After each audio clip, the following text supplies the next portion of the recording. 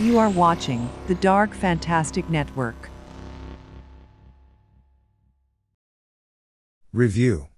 Roderick Hudson, 1875. By Henry James. 4 out of 5 stars.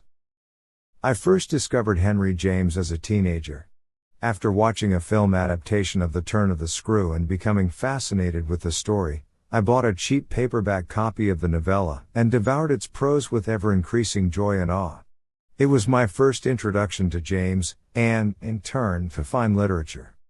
Reading Henry James for the first time is, for people of a certain temperament, an epiphany. His stylistic choices, command of atmosphere, uncanny psychological insight into his characters, and, above all, his restraint, is a marvel to behold. Roderick Hudson, what Henry James considered to be his first novel, although he'd written a short novel, Watch and Ward, 4 years prior, is a joy to read.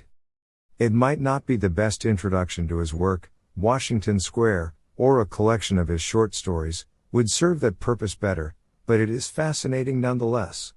Reading it, particularly the first version, not the revised version Henry James did for the New York edition, is akin to watching an artist admirably struggle to hone his craft in front of one's eyes. At first, Roderick Hudson looks like a simple, even frivolous tale about the rise and fall of the eponymous young sculptor. But like most of James' work, his book's plot are deceptive, beginning as one thing and slowly morphing into another. Here, James, like Hudson, keeps refining his sculpture, adding layers, definition, detail.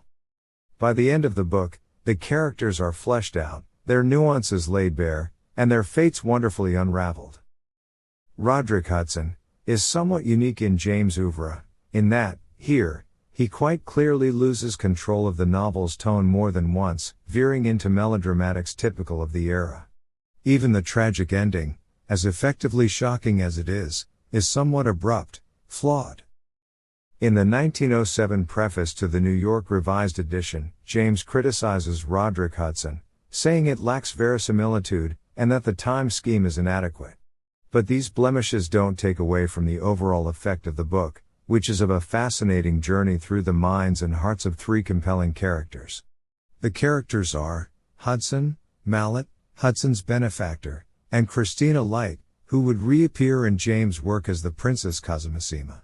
Next, James would go on to write The American, 1877, a better, more assured novel, with a splendid third act, and which benefits greatly from the lessons he learned writing Roderick Hudson. Text copyright Ahmed Khalifa. 2021.